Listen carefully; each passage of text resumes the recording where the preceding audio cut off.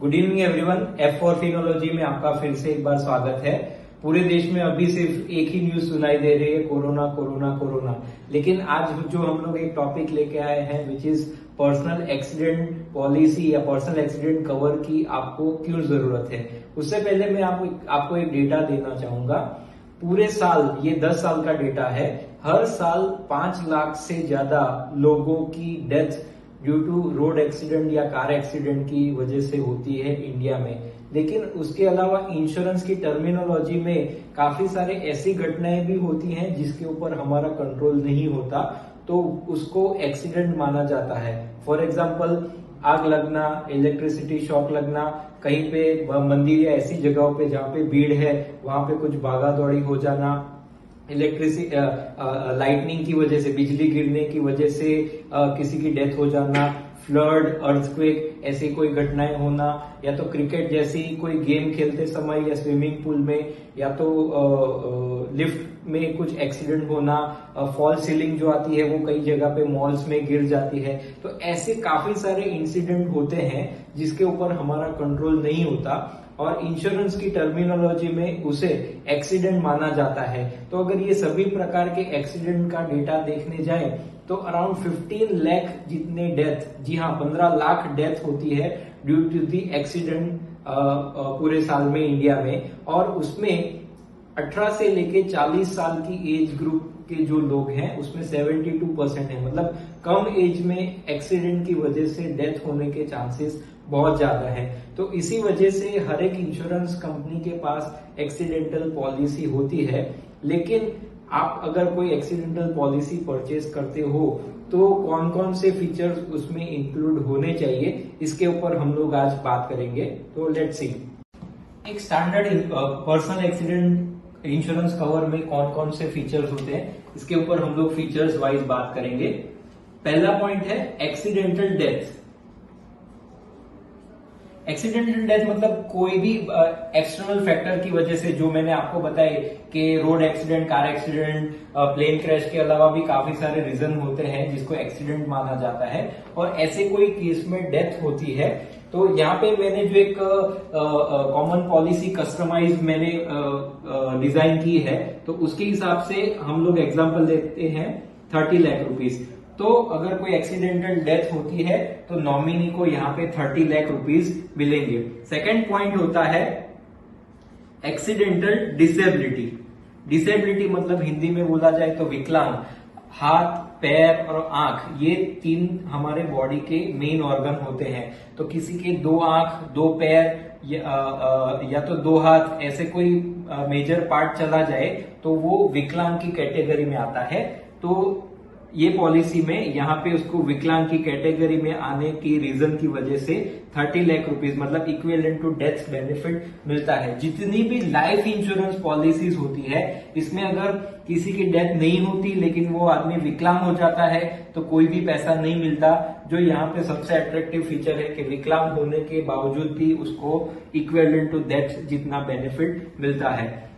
Second आता है partial disability. Partial disability मतलब कि किसी का थंब, किसी की उंगली, कोई एक बॉम्ब ब्लास्ट में कान से सुनाई देना बंद हो गया तो IRDA जो insurance regulatory and development board है उसने पूरे के पूरे बॉडी के पार्ट्स के परसेंटेज डिसाइड किए गए हैं। तो वो परसेंटेज के हिसाब से यहाँ पे उसको कंपेंसेशन मिलेगा। फॉर एग्जांपल, किसी का अंगूठा चला गया है तो उसको 30 लाख के 10% के हिसाब से 3 लाख रुपए मिलेंगे, तो उसके हिसाब से यहाँ पे कंपेंसेशन मिलेगा। नेक्स्ट पॉइंट आता है हॉस्पिटलाइजेशन। जी हाँ, कोई भी इंसिडेंट, कोई भी एक्सीडेंट होता है और उसको ट्रीटमेंट लेने के लिए हॉस्पिटल में एडमिट होना पड़ा, एक्सरे निकालना पड़ा, एम्बुलेंस जैसी कोई फैसिलिटी यूज करनी पड़ी, दवाइयां लेनी पड़ी, तो पूरा का पूरा जो हॉस्पिटलाइजेशन का खर्चा है वो यहाँ पे कवर होगा 3 लाख रुपए का। ये सभी फीचर्स सिर्फ एक्सीडेंट की वजह से है। अगर उसको कोई बीमारी हुई, कोरोना, हार्ट अटैक या ऐसी कोई, तो हॉस्पिटलाइजेशन या कोई भी डेथ कवर नहीं मिलेगा। ये स्पेशली ड्यू टू एक्सीडेंट की वजह से ही जो भी बेनिफिट होता है वो यहाँ पे कवरेज मिलता है। नेक्स्ट पॉइंट जो यहाँ से एक्सक्लूसिव शुरू होते हैं, फर्स्ट, और ये मेरा सबसे इंपॉर्टेंट पॉइंट है, विच इज इनकम लॉस। आपने भी काफी सारे ऐसे छोटे मोटे इंसिडेंट में देखा होगा कि किसी को फ्रैक्चर हो गया या छोटी मोटी कहीं पे इंजरी हो गई तो उसको 1 महीना 2 महीना 3 महीना बेड रेस्ट लेना पड़ता है या तो एटलीस्ट 2-3 हफ्ते बेड रेस्ट लेना पड़ता है। तो जो लोग भी जॉब करते हैं या बिजनेस करते हैं या खुद प्रोफेशनल है उनकी इनकम के ऊपर डेंट आता है। तो ये पॉलिसी में इनकम लॉस का फीचर सबसे इंपॉर्टेंट कवर है जो होता है अराउंड 10,000 पर वीक।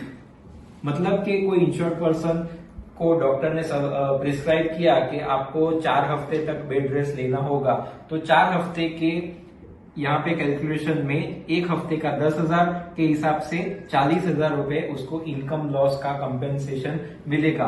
ऑलमोस्ट सभी कंपनीज जो होती है वो अप टू 2 इयर्स तक का इनकम लॉस का कंपेंसेशन देते हैं। मतलब कोई बड़ा एक्सीडेंट हुआ और इंश्योर्ड पर्सन को 6 महीना साल तक बेड रेस्ट लेना पड़ा तो यहाँ पे इनकम लॉस उसको मिलता जाएगा। उसको सिर्फ अपनी इनकम के सोर्स के तौर पे सैलरी स्लिप या तो ITR शो करना होगा क्लेम लेते समय। नेक्स्ट पॉइंट आता है चाइल्ड एजुकेशन। चाइल्ड एजुकेशन भी इंपॉर्टेंट पॉइंट है। क्यों? क्योंकि अगर एक्सीडेंटल डेथ या डिसेबिलिटी हो जाती है तो ये कवरेज मिलता है।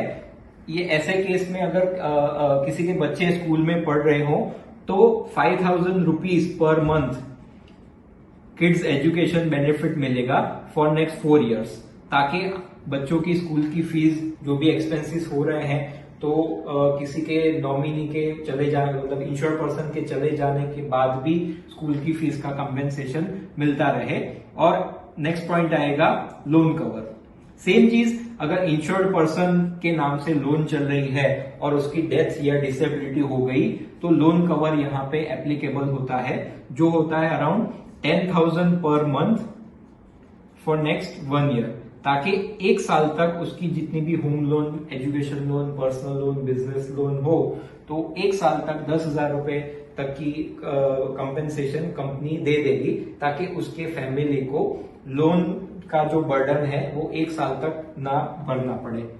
जितने भी इंश्योरेंस कवरेजेस होते हैं वो 18 से लेके 70 के एज तक सेम होते हैं। मतलब कि मेडिक्लेम पॉलिसी में क्या होता है कि किसी की एज 25 है तो उसका इंश्योरेंस का प्रीमियम अलग आएगा, 35 में अलग आएगा, 45 में अलग आएगा। ये जो पर्सनल एक्सीडेंट पॉलिसी होती है उसमें अगर किसी की एज 18 है या 70 है यहाँ पे प्रीमियम सेम आएगा। प्रीमियम कितना आता है तो ये जो स्टैंडर्ड एक पॉलिसी मैंने बताई, काफी सारी इंश्योरेंस पॉलिसीज और इंश्योरेंस कंपनीज में ये फैसिलिटी ये फीचर्स होते हैं। तो it will cost you around 350 rupees per month. जी हाँ, कॉस्ट बहुत ही कम है, लेकिन आपको जान के ताज्जुब होगा कि लेस देन 5% लोग इंश्योरेंस में ये पर्सनल एक्सीडेंट पॉलिसी अभी उन्होंने ली हुई है। मतलब 95% लोगों के पास ये पॉलिसी नहीं है। तो जैसे फीचर्स है, डेटा मैंने बताया, तो इसकी वजह से एज अ फाइनेंशियल प्लानर हमारी सबसे पहली एडवाइस होती है कि कोई भी एक इंडिविजुअल जो 2 व्हीलर 4 व्हीलर ड्राइव करता हो तो उसको इस तरह की कोई पॉलिसी लेनी चाहिए, ताकि आने वाले टाइम में ऐसी कोई भी अनसर्टेन इवेंट होती है तो ऐसे केस में ये पॉलिसी के जो भी फीचर्स हैं वो काफी हेल्पफुल होंगे। इसके बारे में अगर आपकी और कोई क्वेरी है तो आप मुझे कांटेक्ट कर सकते हैं। Thank you very much.